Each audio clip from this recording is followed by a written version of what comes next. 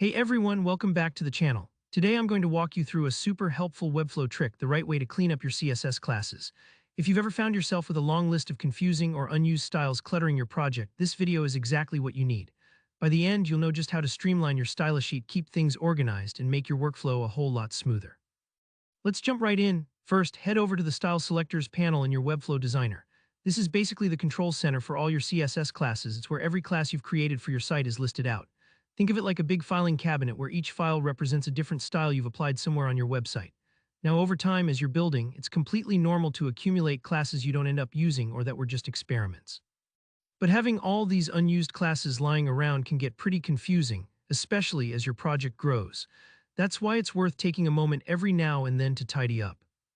As you're looking through your style selectors, you might notice that some classes are grayed out or have a little indicator showing that they're not attached to any elements on your site right now. These are your unused styles.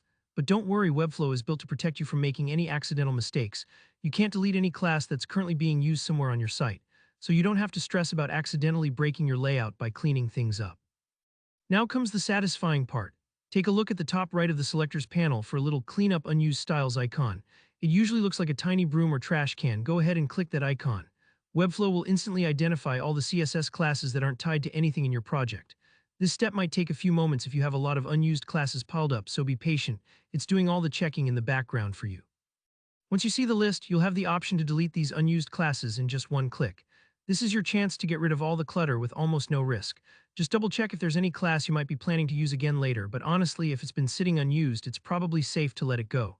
When you're ready, hit delete and watch your style panel instantly look neater and more manageable. It really is kind of like doing spring cleaning for your website. By keeping your CSS classes tidy, not only do you make your own life easier when editing or updating things later, but your website will be a little more efficient too. No more unnecessary styles bloating your project. And if you ever collaborate with someone else, they'll thank you for keeping everything organized. And that's it, a few simple clicks and your Webflow project is all cleaned up. If you found this helpful, give the video a thumbs up and let me know in the comments if you have any questions or want tips on other Webflow workflows. Don't forget to subscribe for more practical tutorials just like this one. Thanks for watching, and I'll see you in the next video.